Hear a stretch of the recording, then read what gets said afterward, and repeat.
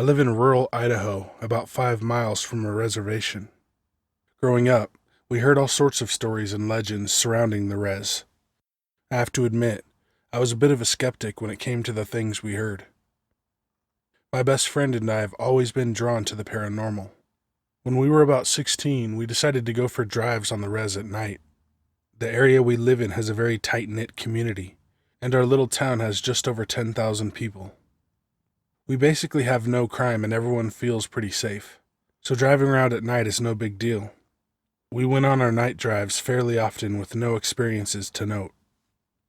One day, we heard a story from someone at school about an abandoned schoolhouse on the other side of the reservation. Just past the schoolhouse, there was supposed to be a small bridge that went over a large farming canal. The story was, if you drove to the bridge and turned your car off, you could hear water babies. If you don't know what water babies are, there are many different stories and legends stemming from Native American culture. Go look them up. So anyway, we decided that was going to be our next driving destination. Neither of us had ever heard a water baby cry, so we were interested. That night, after dark, we jumped in my car and started driving out there. The closer we got, the more uneasy I began to feel.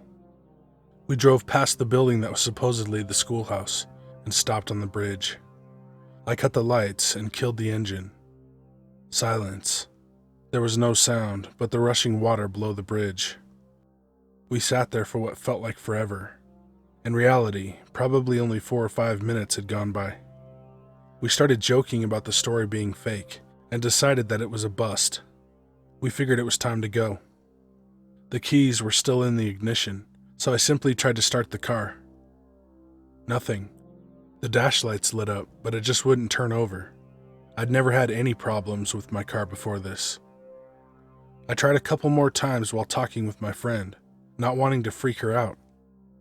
About the 3rd or 4th time, I turned to her and said, "I don't want to freak you out or anything, but my car won't start."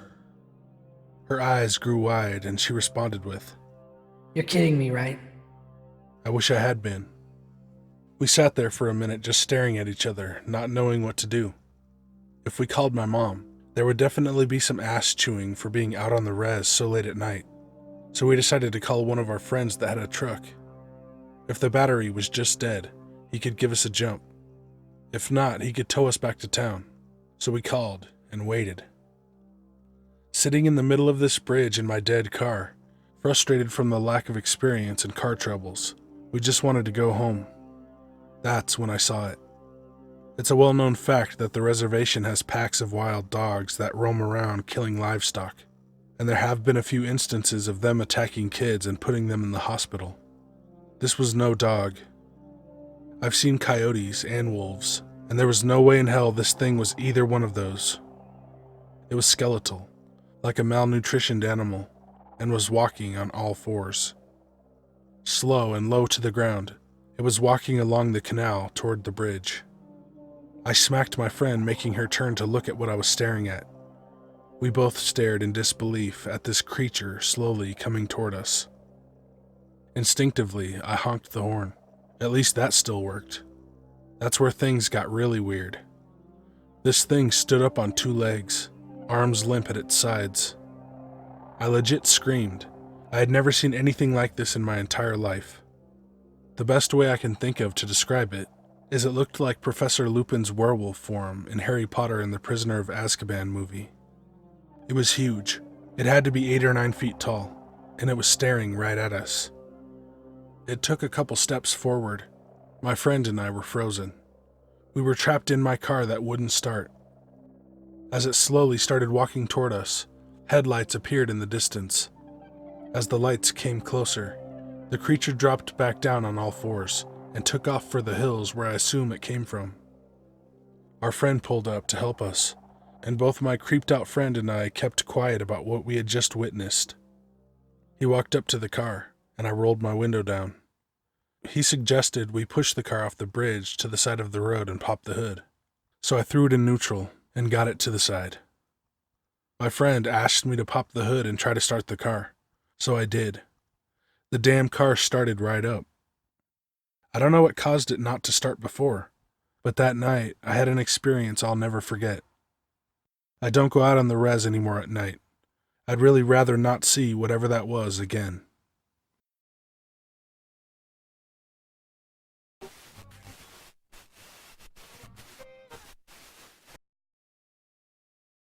Last year, my husband and I were babysitting our niece and nephew. Their family lives about an hour and a half from where we live. On this particular visit, their parents were out late, so we didn't actually begin to head home until about 1 or 2 in the morning. The area that we live in is in the southwest of the U.S., and it is very heavily wooded in most areas. The roads are pretty secluded, and houses are usually far apart from one another, and can be miles back off of the actual roads themselves. When we left, my husband was driving and I was in the passenger seat. We had been traveling down an empty road for probably about 45 minutes. There were no houses off to the side, just guardrails and woods. It was slightly foggy as well, but not bad enough to impair vision. I'm not sure how to transition into the next part, other than saying that suddenly something weird happened. I was staring straight ahead, and I assumed that my husband was as well, since he was driving, and a man just appeared partially in the road on my side. He wasn't fully in the road, but enough to alarm an unsuspecting driver in the middle of the night. He was a young man, blonde, and he was wearing a white tank top and brownish-orange pants. He had nothing with him. He was just standing there. I recall that the weirdest part of this entire encounter was the way that he was standing and how he was looking at me. He had his back partially turned towards the car, as if he was walking but stopped in his tracks.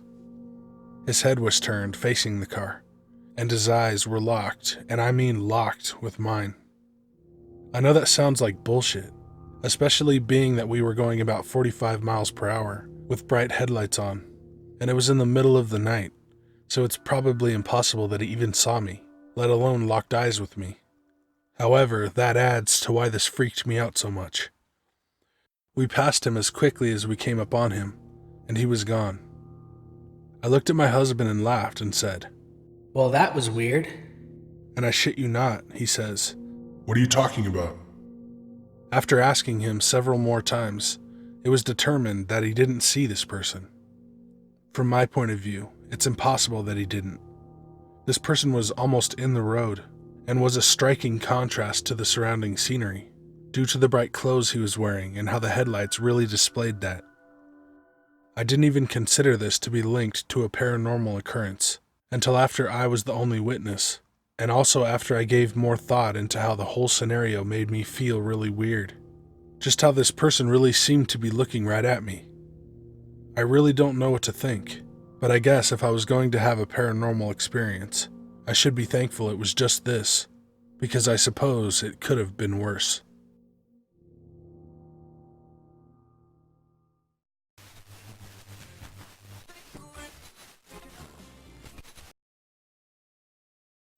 I was walking back from a Canada Day party at my friend's house. Not drunk, but warm and buzzed.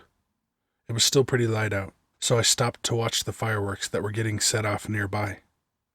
Now I lived close by, but the fast way, which was like a 10-minute walk back to my place, cuts through a green space, which is basically a little forest with a tar path. But I was getting a weird vibe from it that night, and it was getting dark. So I decided to go down the long road across from my friend's place, which connected to a busy side street way at the end of it that had a small strip mall and a 7-Eleven, so it was always bright and somewhat busy, and then I could walk up to my place. Of course, the long street doesn't have a lot of street lamps, so when I started my walk back, I was kind of nervous. But whatever, it's just dark out, right? Nothing to fear. So when I was directly across from the mini forest on the other side of the street, I heard faint sobbing from what sounded like a woman coming up from behind me. I didn't turn around and kept walking. A few seconds later, it's getting louder, until it's right behind me, and I feel a pressure on my shoulder. Then my vision goes black, and it's sobbing loudly in my ear, and I couldn't move. After what felt like hours, my vision comes back, but the sobbing is still there. Now I just book it down the street. I could still hear it behind me, and I was crying slightly and winded when I made it to the end of the street and into the bright parking lot. I rush into the 7-Eleven, which was pretty busy, and now I'm shaking and scared. I buy some water and try to stop shaking and go outside to call my mom to pick me up. It takes her a while, but when she shows up, we start praying in the car and head home. I have no idea what the hell it was, but I don't go near that area anymore to this day, and I try to be home before the sun goes down, because apparently the area I live in gets weird after dark.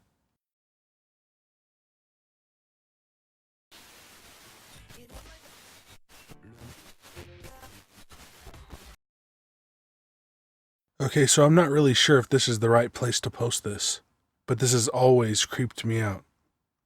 When I was 19 in college, my friend from home came to visit me with her boyfriend. They rented a hotel room in the Chinatown area of the city, so we decided to pregame there and then go out for the night. My friend gets way too drunk, so her boyfriend and I decided it's best for her to just sleep it off. It's like 1 a.m. at this point, so I tell him I'm going to catch a cab back to my college campus, and I'll see them the next morning. Disclosure: we had been drinking, but I wasn't drunk, just tipsy. I go downstairs and there's no one in the lobby, not even at reception. I was going to stop there and ask them to call a cab for me. This was around the time Uber started getting popular, but I didn't have the app yet on my phone, so I hadn't thought to order one. I see no one around and I walk outside, thinking I can catch a cab at the corner. I stand there for 20 minutes and not a single car goes by. Things are actually eerily quiet, so I get spooked. I start walking back to the hotel and look behind me to see this man crossing the street toward me. He's walking really slowly with his head down and he's whistling. I'm really creeped out, but I watch a lot of scary movies, so I'm thinking, you're just paranoid. Then I see this black car approaching in my direction, so I freeze, because I feel like I'm stuck between two dangers. One guy walking towards me from behind, and this car approaching me head on. The car stops next to me, and the driver rolls down the passenger window. He says, "Were you looking for a cab?" He's an older man. I say, Yeah, I am. and he says, "Great. You found one. Where can I take you?" At this point, I'm thinking this is either a blessing or I'm really walking into a trap. I had to choose the best of both evils, and tipsy me decides to get into the car. I hop in the back seat quickly and close the door. The whistling guy just stands next to the car, staring at me. The driver says, "He was following you." I don't say anything, and he starts driving and says, "You're going to the campus, right?" He mentioned my college. I thought it was weird that he knew, since I wasn't wearing any college gear, and there are about 4 other college campuses in the area besides my school. But I say, Yes, can you drop me off at the front gates? because I don't want to lead him directly to my apartment. As he drives, he asks me if I believe in the supernatural, and I say I'm not sure, but I think so. Then he asks what I study in school, and I tell him my major. He says, "You remind me of someone I know." and I say. I hope that's a good thing. The rest of the time, we pretty much are silent, and when we're a street away from the front gates of my school, he says, "Sometimes we're sent exactly what we need at the right time. Don't you agree?" and I tell him yes, that I have felt that things happen when they should. And he says, "Maybe like a guardian angel." and I laugh and say. Maybe. We reach the front gates, and the street is really narrow. It's a dead end, really, because the opposite end of the street leads into the campus, and cars aren't allowed to go in there unless they have a special pass. There's a guard in one of those guard boxes on that end that lifts the little pass thing to allow cars inside. So we get to the front gate, and I say, Thank you so much for the ride. and I try to hand him a $20 bill, but he waves it off and says, "Don't worry about it. I did what I had to do." and I say, Are you sure? and try to hand it to him again, and he says, "Yes." so I thank him again, and I tell him in order to go back to the main street, he's going to have to do a U-turn to get out, since he won't have access to the end of the road because of the guard. I step out of the car, cross the street to the gate, turn around, and nothing. There's absolutely nothing on the street. The car just vanished. Now this doesn't make sense to me because he would have had to do a U-turn to get out. If he had gone where the guard was, I would have seen the car stopped at the end of the road waiting for access. And if he had gone quickly and sped up, I would have heard that too. The next day, I woke up to a million calls from my friend, saying she stepped outside of the hotel that morning, and the street had been blocked off because there was a murder. The description of the guy they were looking for fit exactly what I saw the whistling man wearing.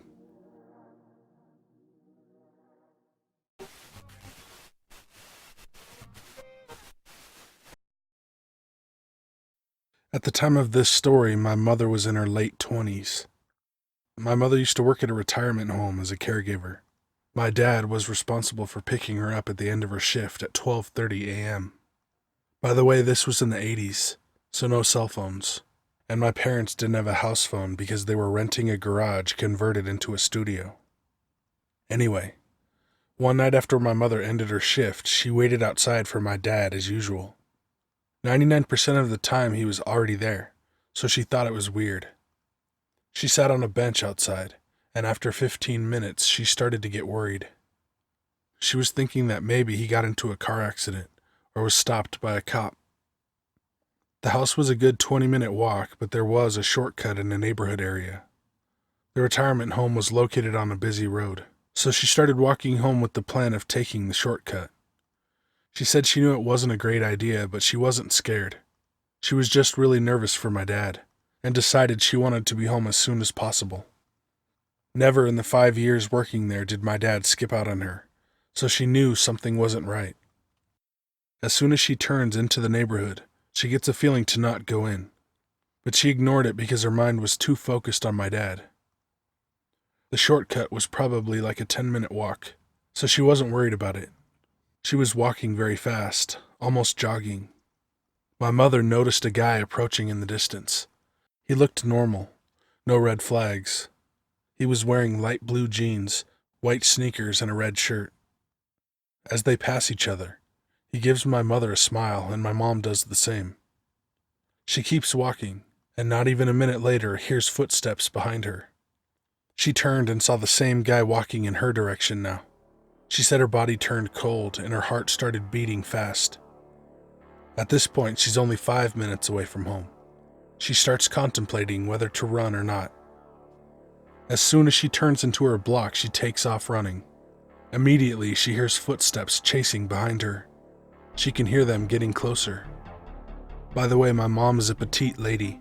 She realizes that she's not going to make it home, so she runs into someone's backyard, sees a kid's playhouse, and gets inside. She's breathing really heavy, and her legs are shaking uncontrollably. She hears walking around the backyard. My mom is covering her mouth. She's praying not to be found. She hears the guy out of breath and spitting. All of a sudden, my mom hears music in the distance and a car. She hears the car pull up in the driveway. Then she hears the guy jumping the fence into someone else's backyard. She stays hiding in the playhouse, afraid to move. The people in the car get out. She hears what appeared to be teenage voices talking and laughing. As soon as it's quiet again, she runs home. She said she got home so fast that she almost can't remember how she got there. She starts knocking at the door and checking her pockets for the keys. My dad opened the door, and she threw herself inside and locked it. My dad looks at her with wide eyes and asked what was wrong. She starts screaming at him and asking where he was. He tells her he fell asleep. My mom broke down and started crying, and my dad kept asking her what happened. She tells him everything, and my dad runs out the door. My mom is so overwhelmed that she doesn't even bother stopping him. He comes back 15 minutes later and asked if the guy was wearing a red shirt. My mom said yes. He tells her that a guy was looking from behind some cars. Apparently, my dad realized right away who it was and started chasing after him. The guy took off running as my dad screamed how he was going to beat his ass. He said the guy jumped 2 fences before he lost sight of him. After this happened, my mom decided she was going to learn to drive. She tried learning in the past, but always got too nervous. In a way, she said she's glad this happened to her. She became more independent, and in her words, stopped being so stupid.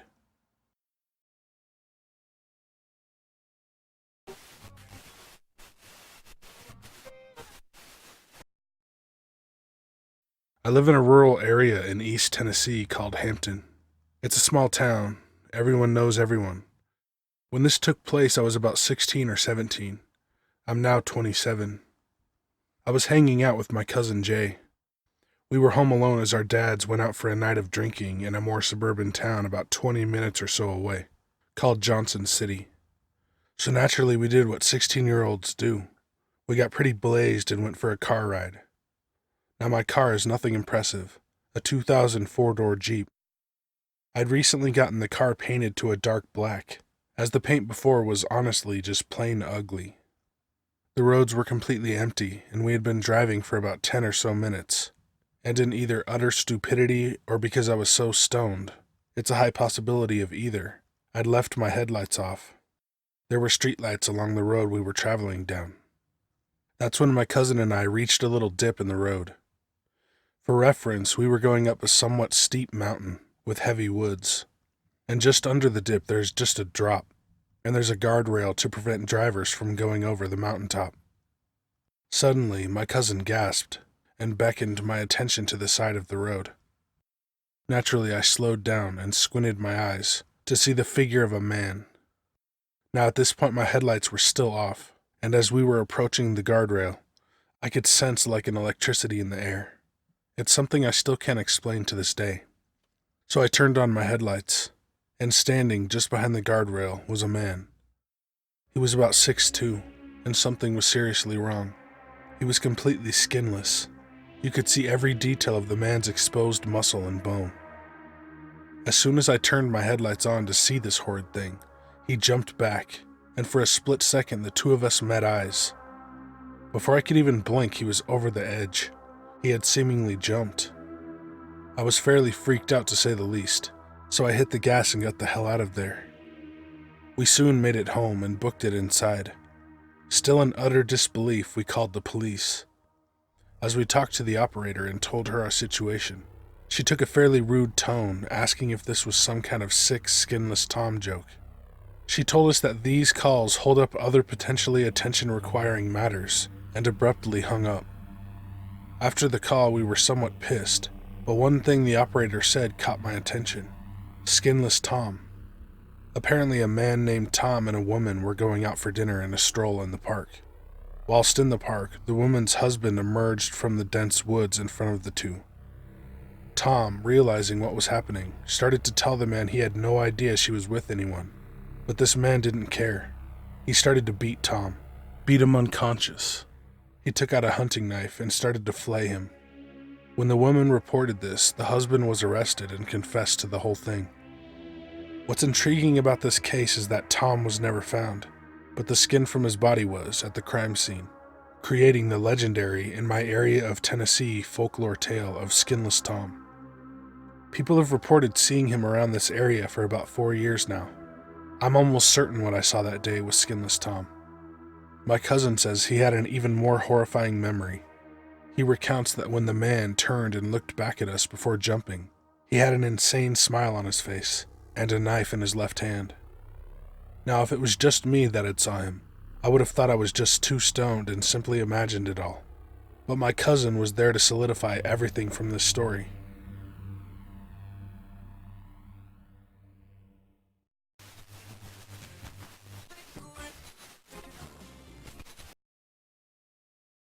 I was about 10 years old living outside of Cincinnati, Ohio, right across the river in northern Kentucky. Thanksgiving had just passed and it was particularly cold weather that year. I can't remember why my mother and older brother weren't at home, but my father, a barber in the city, was upstairs getting ready for work. I had just set up a new dartboard I got as an early Christmas present from distant family at Thanksgiving when I heard a car door slam and tires burn out quite loudly. Running to the door to peek outside, my vision of the intersection is blocked by a tree. My father, hearing my footsteps in a hurry, yells down, "It's just that kid down the street. He's about to buy new tires, so he's roasting the ones he's got." I go back to throwing darts, and just a few moments later, As my 10-year-old brain is reasoning the logic my father had yelled down, I think to myself, why did he slam the door though? As I'm holding on to this thought, I hear the sound of glass clinking together. It gets louder and has a beat to it, like if you took a bag of marbles and hit them like a drum. For what I can only explain as intuition, this seemingly harmless sound absolutely terrifies me in the moment.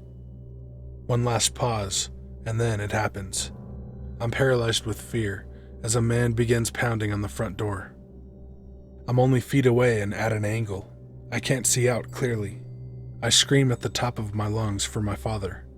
I hear him racing down the stairs as my ridiculous self is on autopilot, opening up the front door for some damn reason.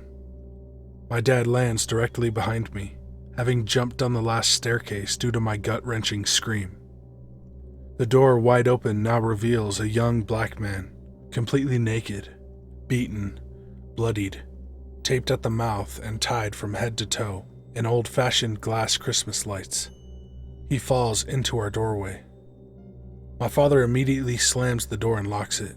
My fear is completely gone. This man is crying, talking through the tape, tied into a fetal position on our floor.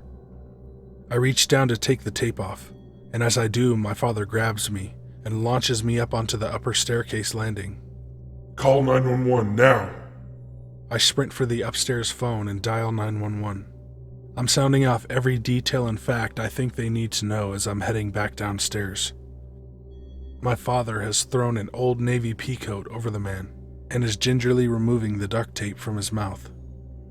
I'll never forget the look in that man's eyes, welled with tears, breathing heavy as he finally calms himself for the first time in a long time. As the tape comes off, he busts out into a full-fledged howling cry. The kind of cry you cry from your stomach, from your soul. My dad looks away. He cried like that, still tied up with the pea coat over him, until the cops got there 10 minutes later. Even they couldn't get him untied. He must have had 100 feet of vintage Christmas lights tying his hands together, and then to his waist, down to his feet, and back up again. I overheard an officer say to another that he must have been tied like that for a while, as the smaller cord was embedded into his skin. An officer talking to my father pointed at me and told me to get into the house. They walked up onto our porch just enough for me to hear their conversation behind the door. The man, 32 years old, had pulled over to the side of the road to help a stranded motorist, someone that he thought was alone, but had an accomplice hiding nearby. When this good Samaritan offered his help in changing the flat tire, he was knocked over the head and put into the trunk of the car. The two men took him to an abandoned building, and first they tied him up with rope. They repeatedly beat and raped him for 3 days, until he escaped, only to be captured again on the road, and this time tied up with Christmas lights. This went on for weeks apparently. How long I'm still not sure, as we never got this man's name, and it was never reported in the news. My dad called the police station a few days later, but no one would tell him a thing. I remember the tire marks in our intersection stayed there for years. I'm writing this tonight as I've just recently begun listening to stories on YouTube, which compelled me to tell my own story. I haven't spoken about this in years. I'm 31 now, and every single year around Thanksgiving, I think about that man, and how strange it was that I was so terrified of the sound of glass clinking together.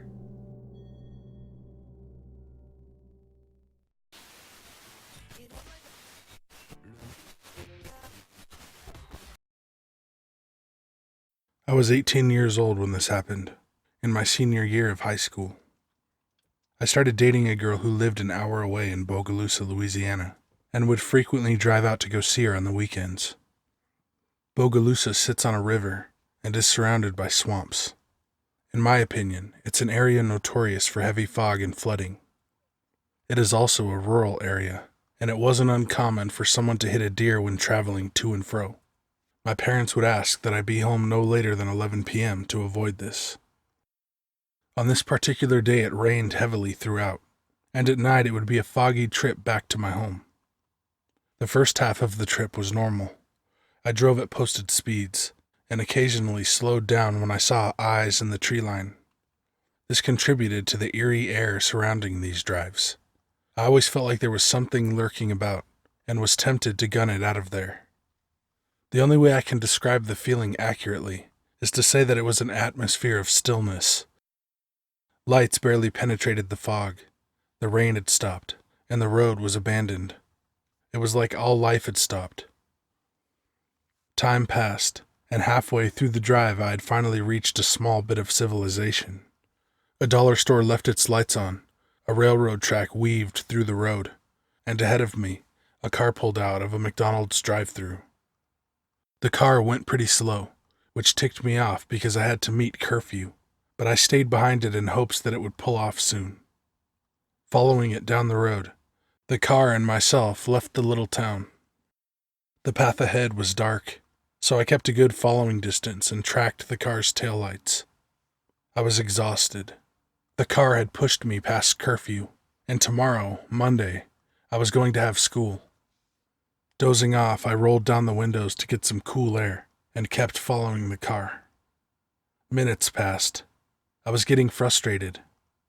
We approached a railroad track that was slightly uphill, and being in a hurry, I pulled close behind the car I followed. Out of nowhere, the car in front of me jerked and skid across the pavement. No more than 8 feet in front of me, an emaciated figure was curled onto the tracks. Pale white, with patchy bald hair, a man rocked back and forth, clawing at his face. I quickly threw the steering wheel to avoid him and swung my car around him. Maneuvering as best I could, I managed to dodge him and slammed on the brakes once I passed. The car that I was following sped along out of sight. I was alone in the surrounding fog. My heart was racing. I clicked on my hazards and unbuckled my seatbelt. Jutting myself out of the window, I stared back at what little the flashing lights could illuminate. Silence. Nothing except for the ticking of my blinkers. "Hello?" I gently cried out. "Are you all right?" In the distance, the man slowly postured himself upright and turned his head toward me. He stood there silently, unmoving, and then he let out the most inhuman scream I have ever heard. Breaking into a full sprint, he ran toward my vehicle. I threw the car into drive and sped off from the scene. Not more than a minute later, I found that the people I had been following earlier had pulled over and parked on the shoulder. I approached behind them and yelled out the window, "Did you see that?" Yeah, I'm going back. The driver responded to me, while he simultaneously called the police. We eventually came back to where the man had been, but there was nothing, just an old railroad. To this day, it's one of the weirdest and scariest things I've ever had happen to me.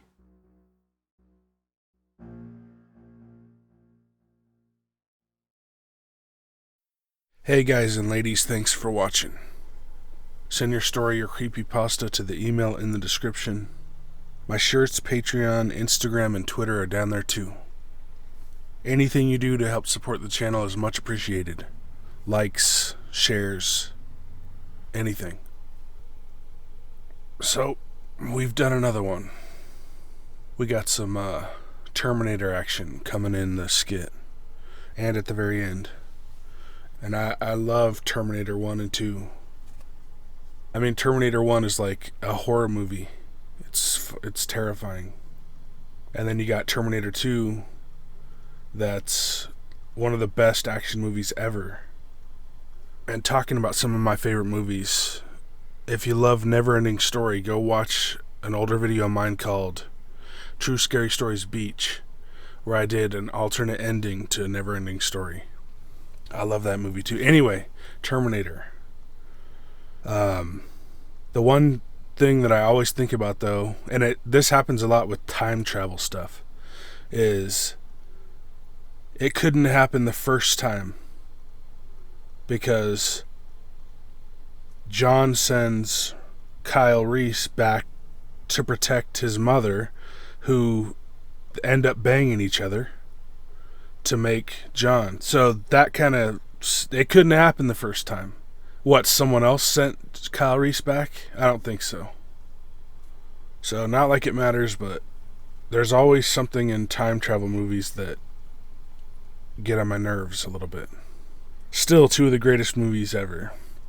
So anyway, I think that's it. I don't have anything else to say today. So, be good to animals, even people. So. Oh shit, he's here. Who's here? The Terminator. He found you. Oh, the cyborg from the future? Yeah. We'll just shoot him or blow him up. Listen and understand. That Terminator is out there. It can't be bargained with. It can't be reasoned with. It doesn't feel pity or remorse or fear. And it absolutely will not stop, ever, until you are dead.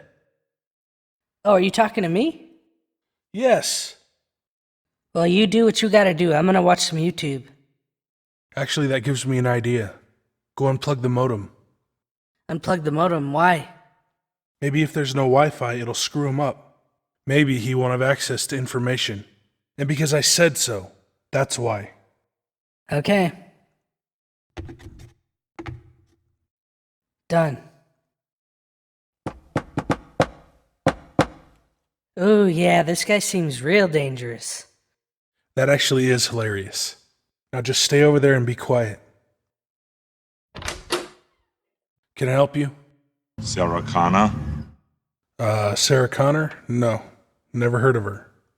Come on, don't bullshit me. No, I'm not. I don't know any Sarahs. Hello, cutie pie. Oh, her? That's my girlfriend. Kara. Kara Sonner. Stop it! Stop what? Man, are you feeling okay? You look like you're wigging out. My CPU is a neural net processor, a learning computer. Oh, yeah? And is it all messed up or what? Yeah. I thought maybe you had like a brain tumor or something. It's not a tumor. Not a tumor at all. Well, listen, maybe you should reset or get an update or whatever the hell you things do. And then we can talk after that.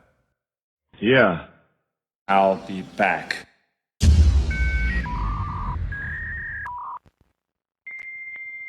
What an idiot. Alright, babe, let's go. Ja, snämar, bärksbes, hörs.